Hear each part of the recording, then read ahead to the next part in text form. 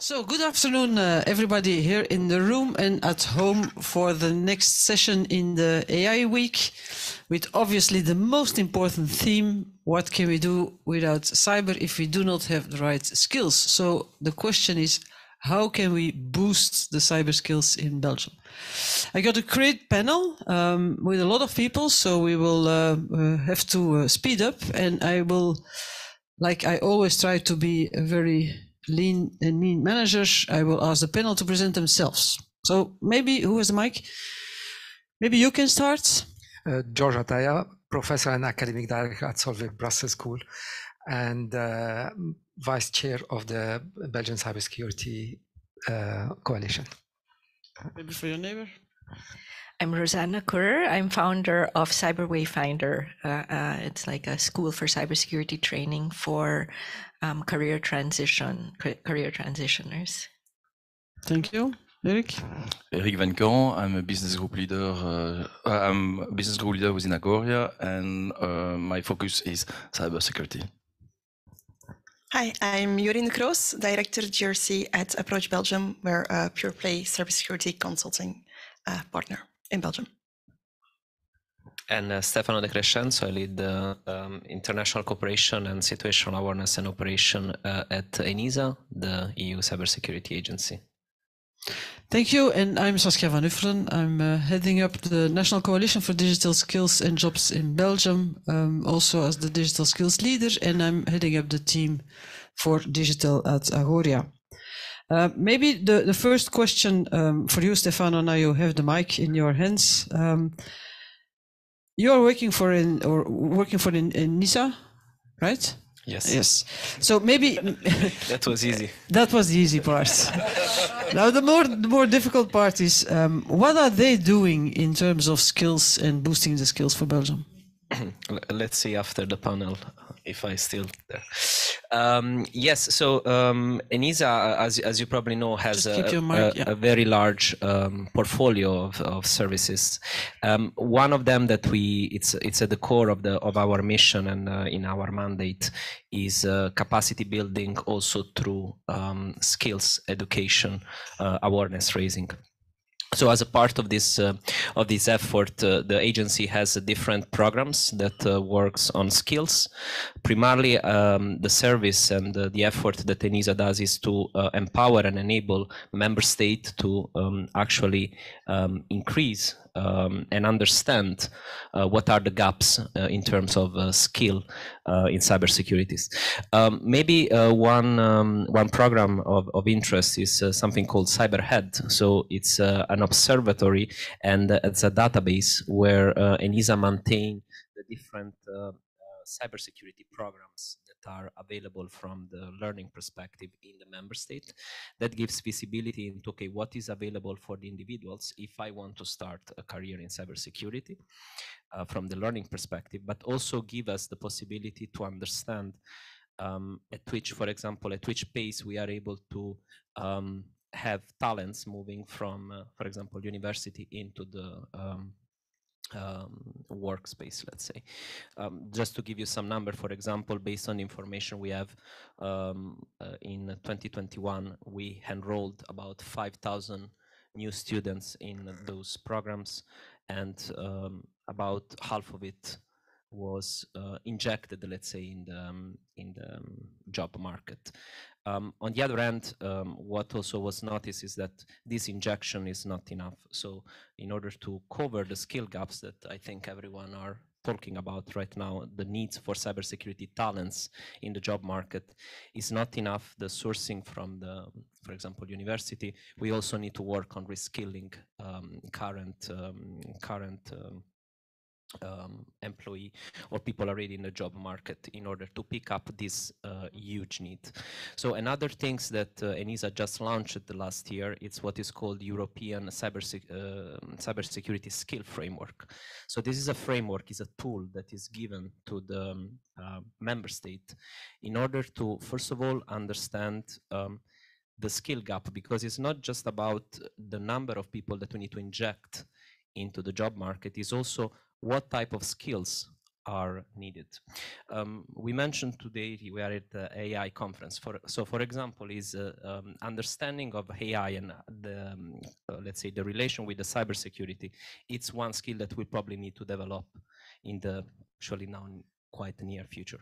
So this framework gives the possibility to the training organization to understand where they need to invest in order to build these skills, give a tool for the individuals to understand what skills are needed given some specific job profile, but also gives the possibility to organizations that are hiring to understand a bit better what are the skills that they need in order to perform a specific job.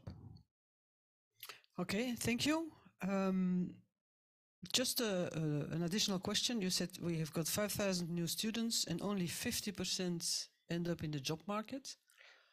Well, the thing is that when we look at typically a program, it's between 3 and 5 years. So I think that's a good sign. So I think what we should expect is that in 5 years, all these 5,000 students that enter the university. Well, we have a professor here, so maybe it's not going to be 100%, depending on what's the passing rate. But in general, that's the idea. So that's why it's important also to monitor to understand what's the intake also from the university. Erik, a question for you, because Agoria has done a socioeconomic study last year on cyber, and there was also some conclusions and some recommendations on skills.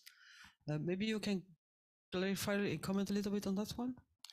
Yes, the conclusion of the study was, before I go back to the conclusion, I guess we need to be sure that we have the context.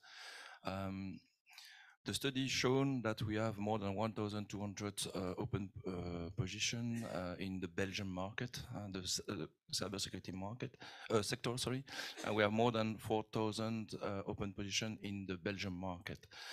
So that's shown that we have a critical need of talent. This is the first observation, but we know also in Europe is more than 170,000 open positions. So we are all aware that this demand will increase in a few years.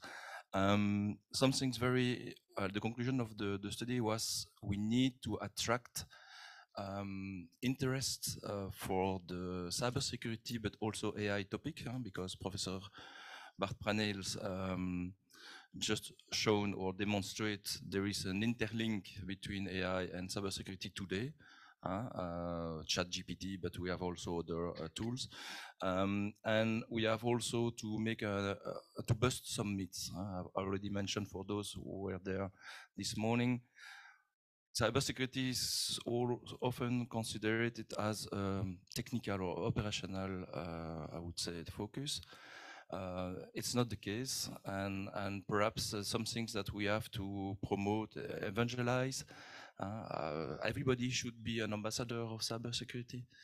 And George, I guess you will mention also that it's not only technical, but we need also some strategic skills, but also, as you mentioned, human skills, stress resistance, analytics, good communication to win, and stuff, and other skills that is really important. So you said 4,000 for the whole Belgian market.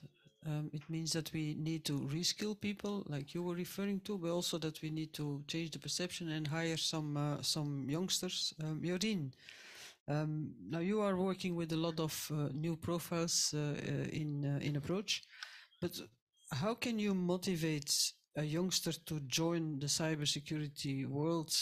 How do you do it? I think it starts with education, and then there was a report from ENISA from 2021 on education on cybersecurity in the member states, and I was quite surprised that in Belgium we only have 3, maybe by now 4, cybersecurity programs at universities. So I think as Belgium at the center of Europe. Just keep the mic. I'm just worried that the people at home otherwise don't hear. Sorry, people at home. So that we are at the center of Europe and we're quite well known for the quality of education, and still there is a lack of cybersecurity related education, and then often it's located in the more classic IT fields. But I think you're 18, you leave school. I still remember it vaguely. And there's such a broad thing to choose for. So why would you choose for cybersecurity? And it made me think of a friend of mine who's an opera singer. And she chose that direction when she was 14. She was like, how on earth do you make a choice to become an opera singer when you're 14? I probably never even saw a classical concert at that age. She's like, yeah, I got acquainted with it. It crossed my path and I chose for it like someone else can choose to become a hairdresser or a manager or financial expert, whatever. So I think it's important that we try to infuse cybersecurity in education from a very early age. Young kids right now are probably the first generation to really grow up in a digital world with everything that comes with it. But they should also learn on how to maneuver in that world and what are the security challenges that come with it. So I think, and it's also something that quite some member states already do, at least I read it in your report, that there should be some aspects on cybersecurity already from primary school and then, of course, secondary school, and that cybersecurity in university education should, of course, be broader, but not limited to pure cybersecurity programs. It should be a part of many other things. I have a master in criminology, amongst others, but there was nothing on cybersecurity there. It was very a bit old-fashioned, sorry, University of Ghent people. But I think there's a lot of opportunities to infuse it, and not only from an IT point of view, and that we should start doing that from a very early age. So how did you change between your study and your job? What happened? I'm not good at being lean and mean, so I can make this a very long story. I thought I wanted to become an ambassador, and then I worked for one, and I thought like, oh God, no, this is not for me. So actually, I am one of those lateral hires. I have a background as a marketing manager in sales, in operations, and I never really found my thing. And then GDPR came along. When I was a marketing manager in a big multinational company, it's like, oh, this is rather positive evolution. And all my other marketing managers like, oh God, no, it isn't. So it's like, hey, I'm probably not on the right place here. So I started looking for something completely different. So I entered through privacy because it had a link. I also have a master's in European studies, which is something between European law and international politics. And there was a company that believed in me, and I still remember my interest. Like, okay, it's quite clear that you don't have any experience. So let's talk about motivation and mindset. And it's probably the best, a bit impulsive yes I've ever said in my professional career.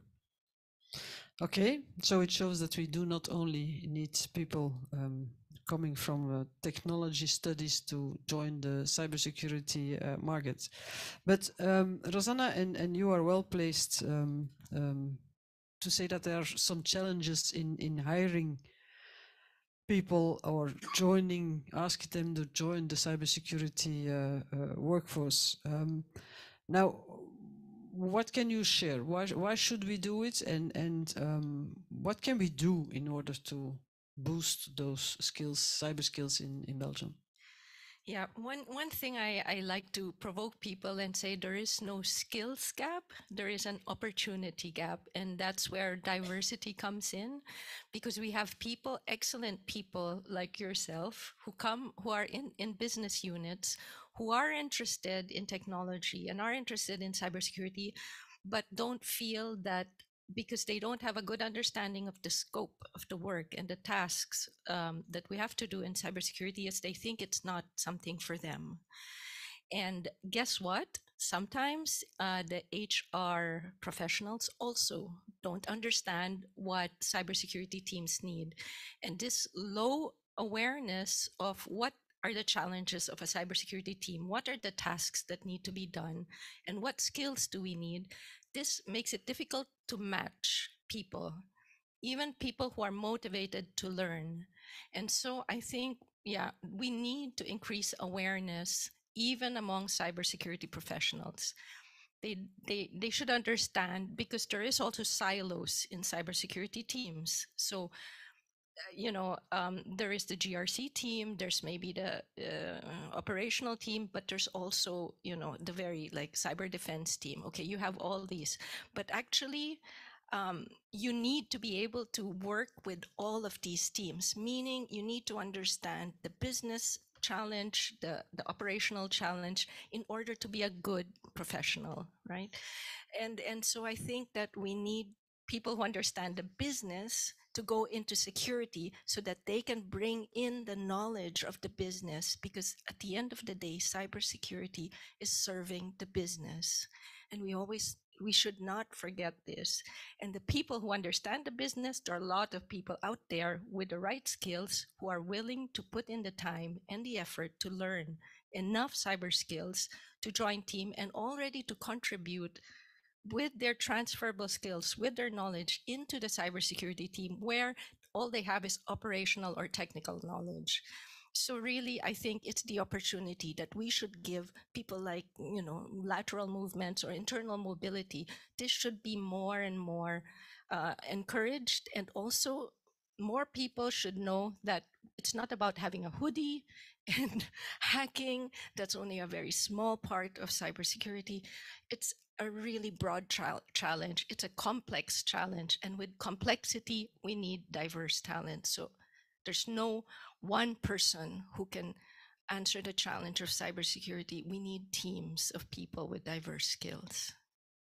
It's an important point that you make, because the study of the evolution of the employment market in Belgium show that we will have less students, we will have less older people, because in France not, but in Belgium we take pension at 67, 76, 67, let's say today 67.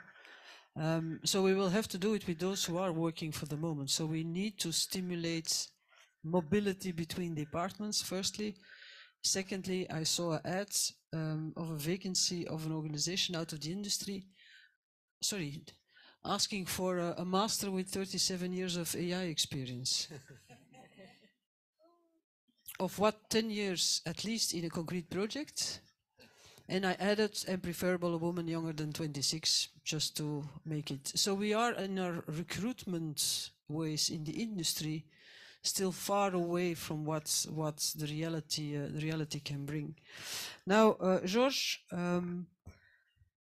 how can you then identify, knowing that we from the industry side and the recruitment side are still doing it like we did it when we started our career, which is when the animals were still speaking, but today to the reality. So how can we, you must be capable of laughing one day, even in an AI week. How to identify the roles that suit the most. We need to be creative, we need to think out of the box, but what is your experience and what could you recommend? Okay, let me first of all mention and eliminate that part of roles that are very, very cybersecurity, but they are not seen as cybersecurity. I'm talking about those activities that are within the business, as mentioned by Rosanna, people active within the business, but they need to know the business in order to secure that business. I typically, like I wrote my article last week in L'Echo, you should not be electrician to remember that once you leave the room, you have to put off the plug, you put off the light, and you not need to be plumber to close the tap of water. And yet, in the business, you need a lot of security experts, well, business people to know how to secure their business. So let us not talk about those. And before closing that topic, that subject, let us remember that many of those are sooner or later people that can join the security people in creating awareness sessions, in ensuring that they are building the identifying risks that can related to their businesses, to their data, to their operations, to what could go wrong, and they do not need to be expert for that. So let us not talk about those. Let us talk about the others. And I lecture every year to 100 students, Master 1, engineering, computer science, and Solvay. So I put people who are very technical with people who are not very technical or not technical at all, and I have them together, and when we talked and when I talked to them and I went present to them about cybersecurity, for example, Taco presented that to them last week. The question is, how can they apprehend, understand, feel that that topic is important for them, is necessary for them? It's a course that is related to digital governance, and I mentioned to them that digital governance is involving everything related to digital, whether it is security, whether it is digital transformation, whether it is conducting new ways of doing business. All those are the innovation and the implementation of digital. And when we look at those different activities that I present to them, I mentioned to them there are the activities that are probably very automated. We can then use AI to automate them, or any automated tools. There are tools that are the jobs that are very technical, and for that we need people from Polytech and engineering and other computer science.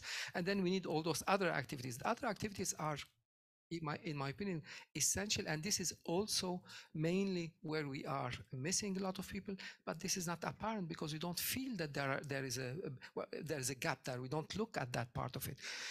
I'm talking about people, as I mentioned, who look at risk assessment, people who are doing awareness, the people who are really there to organize all those activities. Another example is project management. There are so many needs for obviously risk management and obviously identification of what should be implemented as mitigation projects.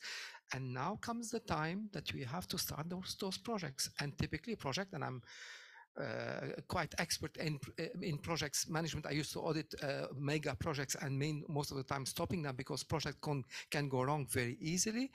And we need so many projects in cybersecurity because cybersecurity projects combine business, technology, operations, processes, people awareness, changing the relation with external suppliers, etc., etc. And there we need a lot of people. And I do not see why we should require any masters in cybersecurity to have project managers that intend to implement cybersecurity. It's like I do not need to be a doctor if I'm implementing a patient collection and maintenance application, or patients acceptance or onboarding application, for example, etc. So the question is, how can we ensure that we can bring to that market all those people who need to be there? And probably I will talk later on about what are those different skills that are required and how we have done the effort of implementing them, identifying them for the different roles. Just an additional question, because you said in the beginning, I will try to remember that sentence. You need to know the business to secure the business. But I'm from the business side myself all my life. Does that mean that we have to give a bath to every business manager? And then what should be in the bath? Well, every business manager is accountable for her or his activity. They should know what data, what operations are essential. They should know what are the risks that can be facing their businesses, their operation, their data. So it is their responsibility to identify what could go wrong. And then there is a second line of this defense, that is the Chief Information Security Officer, the risk manager, the compliance manager, etc., who could come and help them and give them solutions. But it's not up to the risk manager to take in charge the implementation of that solution. In my business, in my activity, thank you very much, I do it, give me the tool and I do it. So I don't know if I responded to your question. Yeah, but this is not a reality. Yeah, that's another reality. I mean, we have to go to that reality sooner or later. I saw many organizations, and I give advices with my advisory firm to different organizations where you have a Chief Information Security Officer who is an acrobat. He sings, he dances when you sing to him. He sings when you ask him to sing. I mean, they have to do everything. And those people do not rely on anybody. I'm a Chief Information Security Officer. I am responsible for everything. Wait a second. It does not function that way. It's like I have to be everywhere, every room, to close all the lights everywhere. It is not possible. And this is where many organizations are struggling. And I'm speaking next week on later on this week, at the Cybersecurity Coalition event, where I'll be going very much more in detail. I invite you to attend on Thursday. And I will be talking into detail on how should not we identify all those activities within the business that are essential essential for cybersecurity and focus on them as much as we are focusing on those activities for cybersecurity with hackers and with technical experts, because those are the future. And this is where we can bring by the small door, if I may say, those people into cybersecurity, like your example, and then bringing them later on to being the manager, the leader for tomorrow. Okay, so knowing that changing a culture in an organization takes 3 to 5 years, and we know that a lot of organizations even did not start, so we will need to boost that. But Stefano, you're more working into the certification at a higher level, NIS 2. I suppose everybody knows online and in the room what that means. But maybe you can highlight 2 or 3 key competences needed in incident response phase. Yeah, indeed, one of the key things in the NIS2, which goes quite broad and is really to boost the resilience and the cyber capacity within the European Union. There is some emphasis on the incident response, incident reporting, and so on. And I think it was mentioned before, certain skills that typically are thought to be exclusively technical. That's, I think, quite of a misunderstanding. So, for example, if we think about incident response, and I was an incident responder myself in a previous life. Besides the technical skill that, of course, needs to be there, what is, for example, important is the capacity to communicate. And let's say the most skilled incident responder are also the ones that are able to communicate the technical part to a higher level or a different audience to make them understand what's going on and what should be the next step. Of course, from the skills perspective, also having a good time management, working under pressure.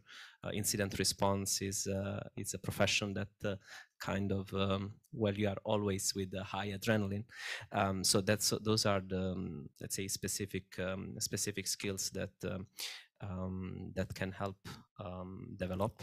But that is really about the responder. When we talk about incident response at large, there are different other professionals that get involved. Something that we sometimes don't think about is public relation and communication.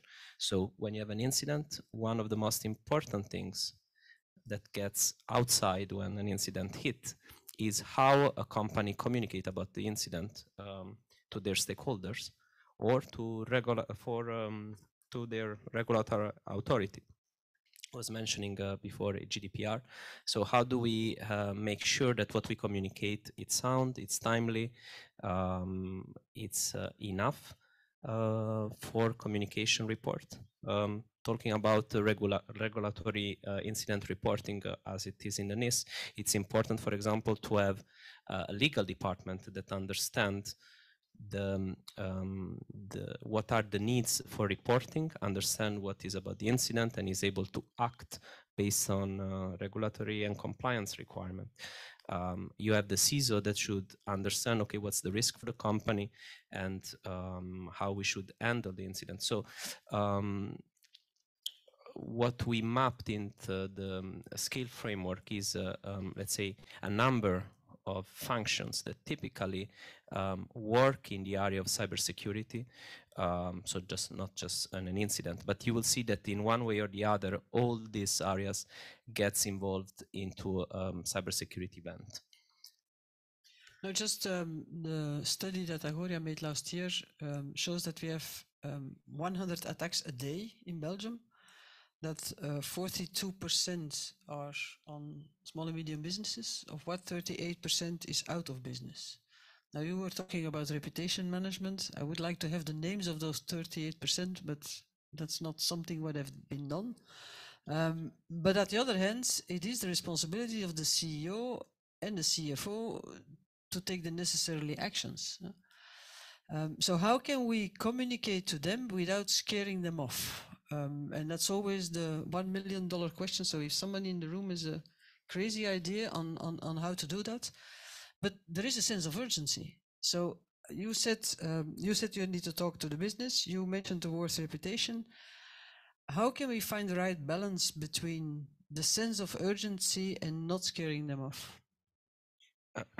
I think one of the issues in cybersecurity is that we lead with the scaring, because whenever we talk about security, cybersecurity, there are attacks, and there is an idea that people moves only when they are scared. So there will be a reaction if there is an attack. You will see an immediate investment, and then probably the sense of urgency decrease, and it's left out. I think what we hopefully will go through, it's something similar to a digital transformation, when the digital is not a cost anymore, but it's an opportunity to enable business to make sure that things work. And this also, in terms of skills, connects with what the professor was mentioning before. We will see that cybersecurity hopefully will become ubiquitous. It will not be something that you study, but it will be embedded, like now it's embedded, the digital skills. So a CEO knowing how to use a computer, it's not a requirement anymore in the job request. It helps. Given, right? And hopefully that will what happened with cybersecurity, where those skills, those understanding of the basic things will be embedded in any job, because that will be how we actually gonna improve the cybersecurity. Expecting that the situation will improve just by having more people in a cybersecurity department, that will not reduce the attack, that will not fix the problem. So cybersecurity should be now embedded in any profession, and this will take some time, but let's say we'll get there. So even a CEO has to reskill himself or herself? I don't think it's reskilling, but it's acquiring competence that will be critical for his job. So you will not be able to sustain a digital business, which is where all we are going. And for example, after COVID, there was a push to put more digital service. So managing this business comes also with the different aspect that will need to be considered. And the CEO, as a owner of the risk for the company, will have to understand in order to understand the risk, and maybe use it as an opportunity to actually develop better. Okay, Jorien, I met the approach team. I think a lot of the approach people a few weeks ago at Cyber for Women, at least the women, that's true. So you're hiring at the high speed. Now, how do you do that? How do you attract, and then specifically we need to go for full scope of people and potential. What do you do special to attract more women into the cyber world at Approach? I don't think we especially attract more women. Okay, so then we go for the next question. No, of course we're hiring. Yes, I'm hiring. If anybody wants to join, please reach out. But I think what we do, yeah, like Eric says, it's a tough market to hire, but I think it's about what we have to offer. And then especially in terms of skills and personal development. So at Approach, we have a very broad offering. So we go from GRC to privacy to really secure development. We have a SOC, of course, we have our ethical hackers like we all do. And so we have something to offer for everybody, but we can also offer some perspective and opportunities. So if people want to reorientate themselves, reskill, we can offer them a horizontal move within the same company. We have multidisciplinary skills and projects where we all learn from each other. We have our own security academy with lots of different tracks, both on soft skills, on hard skills, for all levels. And that consists of course classical training, but also learning on the job, coaching from each other. We have lunch and learns internally, and then of course hiring. We work closely together with universities, so we act as business promoters on master papers. We can offer, for instance, in our security development department, the opportunity for students to really work on a case with a business promoter for their master paper in our SOC, but also in my department or in privacy. Then we do lateral hires. We communicate quite often with your teams, Rosanna. I was a lateral hire myself. We have someone, and maybe that touches upon your point on the board and how to educate them on cybersecurity. We have someone who is very senior, who was a COO of a very big multinational company until the day that he was somewhere, I don't know, in Jacques and a cyber attack happened and the whole company went down. And I think he resigned a week after and completely reskilled himself. And it's really his personal mission now on how to educate boards and how to communicate to boards. So we have something on that, and with very clear KPIs, quite structured, that talks to management. And I don't think indeed that you need to reskill. It's just more a matter of awareness and knowing what to manage to have things under control. So yeah, we do lateral hires. I'm kind of lost my track there, on all levels. And I think that it's not always about the education that you have or the background that you have. You can have a master in computer sciences, but didn't train or learn anything ever since, and you might become just as irrelevant as I was when I started in cybersecurity. And someone says like, okay, well, look into the pen test. I was like, pen test, yeah, penetration test, you know? And I thought, no, I don't. And this sounds very inappropriate in an office environment, but I'll ask my good friend Google. And I think cybersecurity is a journey both for organizations and for people. And it's a bit of the continuous improvement that we all find back in an information security management system. But I think that's at the core of skills in cybersecurity, and at Approach we really invest a lot of that. We have dedicated time for everybody. We have a budget. We don't communicate the budget to people because we don't want them to choose trainings based on the costs. So that's a bit on how we address that. So now I understand why you have all those people joining Approach. Just for the people at home or here, if you want to ask a question, for the chat is available, I think. And for the people in the room, do not hesitate to give us a sign. Eric, Agoria has made. Sorry, go ahead. I only have one mic. No, that's fine. It's not really a question, more a comment, because I think within the security community, we have to support each other. So if there are other over 50s overweight gray guys who want to do support, there's a program called Women for Cyber, and they're looking for coaches, which means that your experience will help people evolve that are not from that business. So that's just a little point I wanted to make.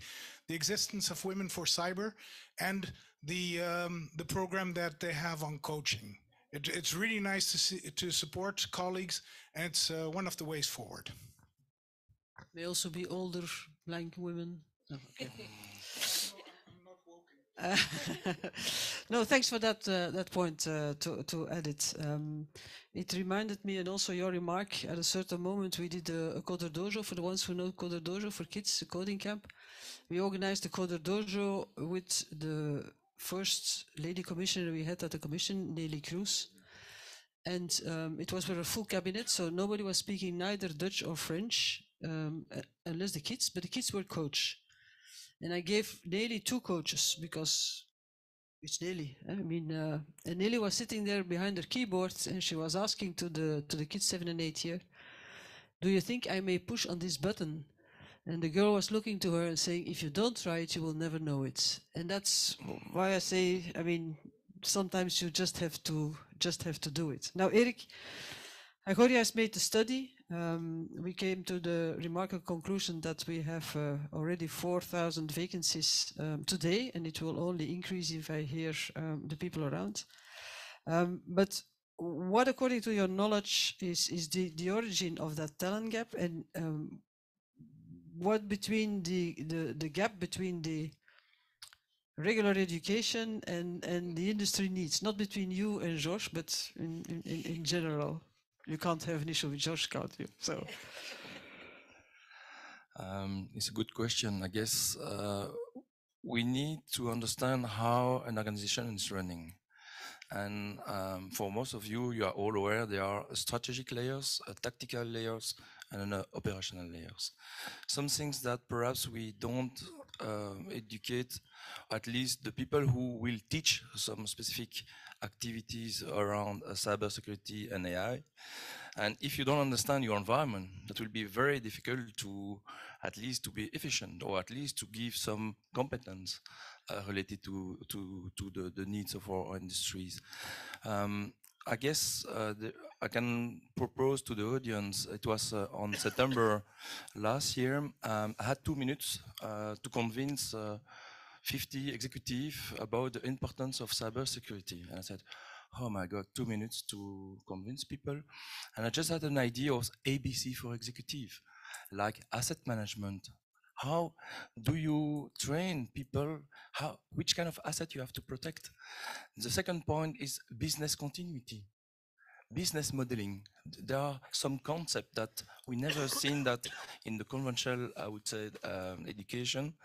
And the C is, of course, continuity. And when you speak about continuity with the NIS2, when you mention the incident reporting and incident response, how can you start with an incident? The time is flying, and then that becomes a crisis, and then time is flying, and then you activate a disaster recovery plan. I would say it's become a disaster. There are all those concepts that are not well, I would say, proposed to the conventional education curricula. The second point is how can we teach a teacher, a trainer? There is some things that perhaps not all the time, but there are some trainers that have not the minimum, I would say, cybersecurity and AI knowledge. And this is some things that perhaps could contribute to, and the latest point I would say, it's attraction. We have already mentioned, if you don't attract an interest for cybersecurity and AI, of course, there is not a lot of, I would say, candidate. Some things I would like to finalize also is a question of rate. We don't have view today, and this is one of the challenges from Agoria this year. We don't have a view of all the entities offering cyber security curricula. It's not only universities or high school. There is a lot of other entities like Bcode, Molengeek. I will not mention all the cyber. Obviously. Obviously, of course, there's a lot of entities that are doing their best, but we need to empower them. And this is some things perhaps that could at least contribute to reduce the gaps. Maybe you can react on that one, Jorien, because you're also focused. Rosanna, because you're also focusing on what I called in the non-regular education. We've got the regular education, non-regular education. If you really want to create a shorter impact on the employment markets, we will not be capable of waiting for all your students coming in a few years. So we have the problem now. What do you recommend on the motivation of diverse people to join for the? So when we started in 2017, it was a 3-year program. Maybe you should explain a little bit what's. Yeah. Okay. So what Cyber doing. Wayfinder, when we started in 2017, the mission was to get more diverse profile into cybersecurity. Diverse meaning women. So, and not young women, but women who are already professional. So women in our organizations. How do we get the women in our organizations into cybersecurity teams? That was our mission. Now we've had almost, 150 women go through our programs. And initially it was a 3-year program, really heavy. But we've now made it more modular, so more agile. In 5 or 6 months, we say you could already join a cybersecurity team. You could already go for your first cybersecurity certification with whatever. We say ISE Square because we used a common body of knowledge. And with this, we've been quite relatively successful. So the women in 2017 are now, some of them are leading teams now. So I was also surprised at how fast it happened. Some are even having CISO roles in their organization. So it's really, really impressive how they use their transferable skills, the knowledge of the business, their communication skills, their leadership skills, and then their broad knowledge of cybersecurity. So we don't teach the vertical, we really teach the horizontal. We cover all the domains from crypto to system security, network security, to governance, risk, and then incident response. So we cover all of that, and we make sure that they pass their first certification. And this is where the problem comes, is that in 2017, people were not open to this idea. So we really had to advocate for each and every individual, and that was a lot of work. And I'm talking several stakeholders, at least two, the hiring manager and the HR, because even if the hiring manager is convinced they want to hire you, the hiring manager still has to convince his HR officer, let's say. So this was really a constellation that was tough, because each of these stakeholders have their own risks, and hiring and recruiting is a high risk activity. Nobody wants to hire somebody who's not going to be successful or who will leave after 2 or 3 months. And so at that time, we had to advocate for each individual. So you can imagine why I'm saying it's not a skills gap. It really is an opportunity gap, and also the lack of understanding. So what we did was that we had to understand the risk of all these people. What's the risk of a hiring manager? How can we address that? What's the risk to the HR people? And by the way, HR people usually are female, who are known to be risk averse. So you can see the problem. So yeah, but I think now we have all these opportunities. We have all these successful women, who are in the field. So I think now it will be easier. But what I think is that you don't really need cybersecurity is more like a kind of practice. I think that you need. It's more like an apprenticeship program, maybe. It's really important to have a mentor, to have a coach, like what Taco was saying. And so, the traditional university degree, it's very theoretical. Like, our trainers are all practitioners. They're people who talk about what the job is about, what are the high concepts that we're working with, and what is the interdependence. And that's why I think it's important for newcomers to understand the comprehensive view of cybersecurity. So from the beginning, they understand the interdependence of all these teams on each other, and they speak the language of each of these silos. So that's, I think, what's important. Now, Josh, we're starting to find a little bit the line between the regular education and non-regular education. So any reaction from your side? Yes, actually, if you put aside what I mentioned before, which is the university education, the normal master education, I'm also from a business school where we also we launched 3 weeks ago the executive master in cybersecurity management, and the objective is to create those leaders of tomorrow. So the idea is to bring people from whatever education, typically people with minimum 5 years of experience in cybersecurity, ideally, if we can it's find already them. Better than 37 years of AI. I mean, and ideally older than, not younger than. No, we have all kind of ages, luckily, and all kind of genders. Luckily, we are very lucky because we also have organized with Women for Cyber a scholarship to bring people from around Europe, women, to our classes. And the challenge is that you have to bring those people to be able to speak to senior management. You have to bring them in a way that they are able to at least know those different frameworks that exist and those different hands-on experiences. So the challenge was tough. So we created something quite innovative, I think, where we have a lot of pre-reading, where they have to go through a lot of pre-reading. Then we bring them facing top experts, top CISOs from major organizations, and we're happy to find some of those ex-participants from our previous classes, and then we give them a case study where they have really to bring something.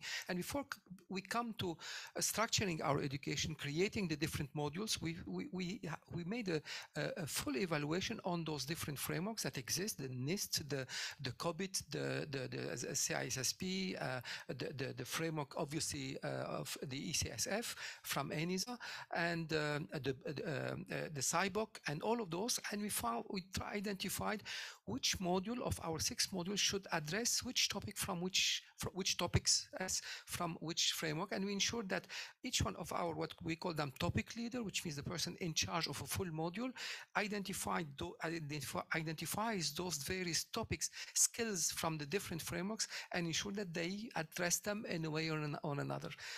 Probably if we use AI, it will be a better definition of the curriculum, but we will be going towards that direction. But then they get a certification like in the regular education at the end? Or? Well, the certification is a Solvay labeled certification, executive education, which is quite very well known on the market.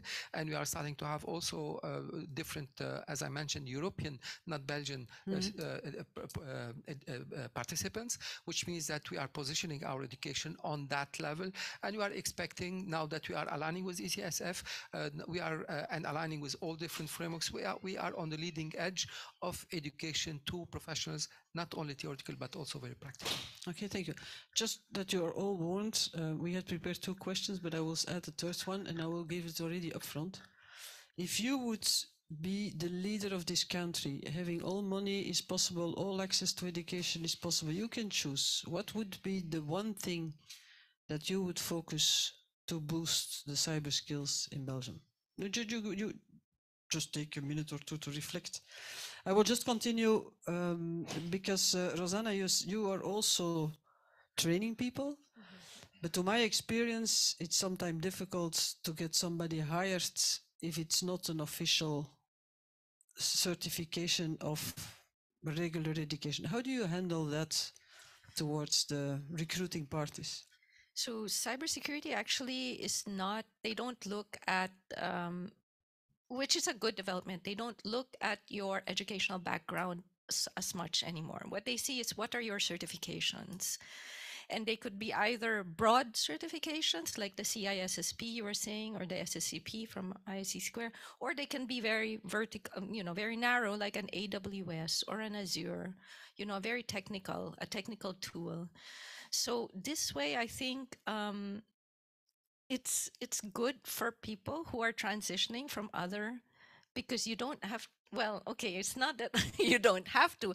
There are, of course, certain roles where you'll probably need an executive master. Let's say you're going for, a board position or something in the management team, then maybe you'll need an executive master. But if you're just transitioning, then you can go for a certification, and there it's not really, then your next problem will be, how do you say you don't have work experience? And it says here you need 2 or 3 years work experience. That's where you have to leverage your transferable skills and say that, look, I have marketing skills. I'm not a beginner when it comes to marketing, and I can do your, security awareness, because I know how to write marketing material that will help your company have a high level of awareness among your employees. That's an added value that even if you don't have security knowledge, you can already contribute from day one. So, you have to know what your values are, you have to know what they're looking for, and you have to know what the challenges are and what you can offer. And then all of this, you have to coach somebody so they know it. So like they say in French, inyaka. You just have to do it. Erik, a last question to you, and then we will do the last round for everybody. Now, Agoria did a study. Agoria made some recommendation, but what will they now do to solve or to help to solve the issue? So as I mentioned this morning, we have 3 focus groups, and one of the focus group is focused on talent. And so we initiate, I would say, a core team, just to be sure that we can at least have an idea and develop strategies, but also concrete initiative for address the gaps and the competence that we observed during the study. In short, we also on board, I would say, same IB partner like coalitions, the CCBs, and all agences numériques and all the entities that are working with us to be sure. And we also on board companies that have shown interest to contribute by their own academy to freely offering, I would say, activities to fulfill the gaps. This is something that we are working. We also give some trainings. You speak about 5 months. We have a masterclass, I would say, the class academy, 1 day, a boot camp, a full 1 day training for executive, but also for middle management, 30 steps. So 30 clear steps, and the first one is build cybersecurity cultures within your company, and something very tangible. So we make some efforts on this kind of activities as well. Everybody can enroll to that one, and Eva, I understand the content, so there's still good progress to make with it. Now, Josh, you were the first heading up. It's a little bit that yes, we can. Yeah. So if you would have all the power, all the money, you can change Belgium however you want. What is the one thing you would do to boost the cyber skills with short-term impact? Yeah, I would start by motivating and creating awareness sessions for the senior management, because this is where the money is, this is where the decision making is, and this is where the action can happen.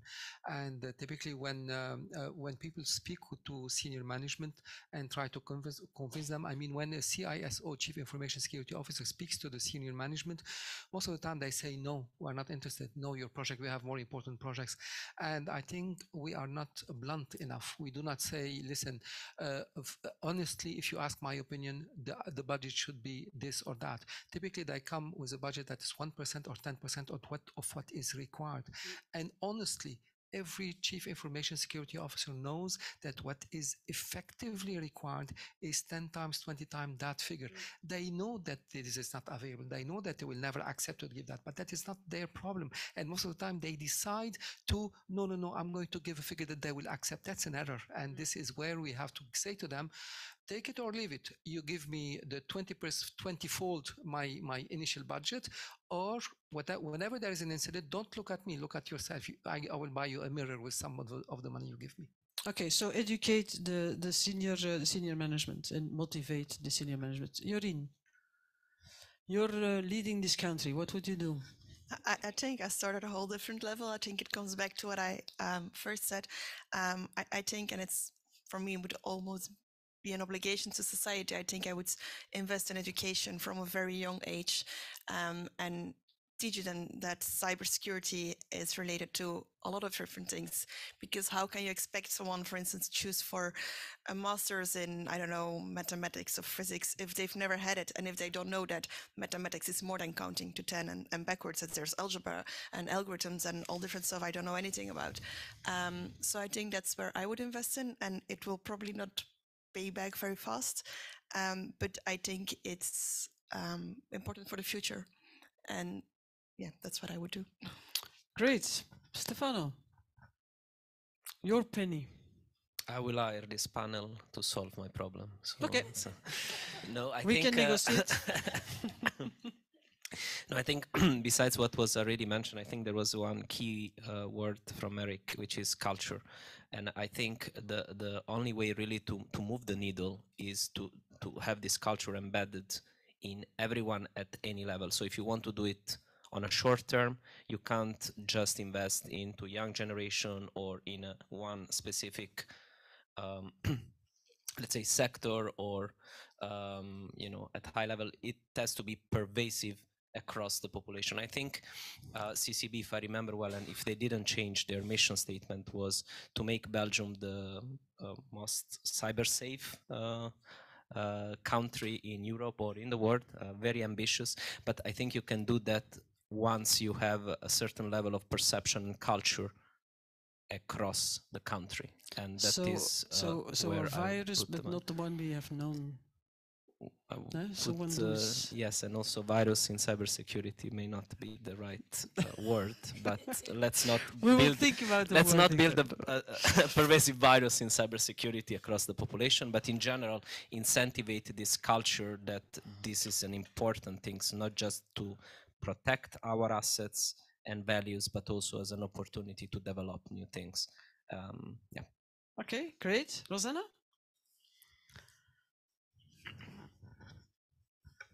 I mean, I would start, if I were head of the state, I would start with the fact that I don't know anything, and that I have to get people who understand the landscape, and possibly a diverse group of people, private sector, public sector, young people coming from education, maybe public education, private education, but also, I'm almost talking like cybersecurity coalition or the CCB, to get all these together, see how we can already leverage what's there, and then try to see where the gaps are, and then create a roadmap. I mean, that's what I would do. So not to undermine what's already there, but to leverage it, improve it, and then see where are the gaps that's not there yet, and that's where you would work, and then create a roadmap, set a budget for it. I like your word leveraging on what is existing, and I will give you a reason why I say it. If there is anybody who is using funds of governments or universities or Europe, all those fundings are based on 3 actions. Firstly, you have to make a study to prove that there is a problem, as if we do not already know that we have a problem. Then you have to make something new, as if we do not have enough existing initiatives. And then the initiative dies in silence because there is no money anymore. So we restart all over again, we make a study, we start something new, and it dies in silence. And what I would prefer is to, picking up on what you are saying, is that we leverage the existing. So if you want to get access to funding, then please choose an initiative and help them to scale. Make them bigger, make the impact more important on a shorter term. And the second activity is funding for creating awareness. And I think it came here all over the place. It is as well in AI as in cyber. We need to get the citizen, every citizen individually convinced of the importance without scaring them up. So that's a little bit what I hear you saying in leveraging what this is. And now, Eric, you had enough time, but I'm very scared of what you're going to answer. Knowing that we both have also some collaborations to do, but let your imagination go. Eric Vogel goes for president. What would he do in the context of cyber? Gamification, gamification, gamification. I guess I will invest on this kind of activities because gamification suscited interest. I'm for sure that we can reach, I would say, kids from 6 to 12 years and be sure that they have an interest. But also gamification with money price, meaning if you reach a certain level, I would say, okay, first of all, you need to check hack and find some evidence that you increase your level, and more you reach a specific level, then you have free access to different courses. And I will invest on the free course with prize money. Okay, great. Now, knowing all the solutions to our problem, in 5 points. So I think we've done a good exercise, didn't we? A good exercise. So I do thank you, Rosanna, George, Eric, Jorien, and Stefano. And thank you for the public, and looking forward to help us solve the problem, because we gave the ideas, but somebody has to execute it. So have a great continuation of the sessions and talk to you soon.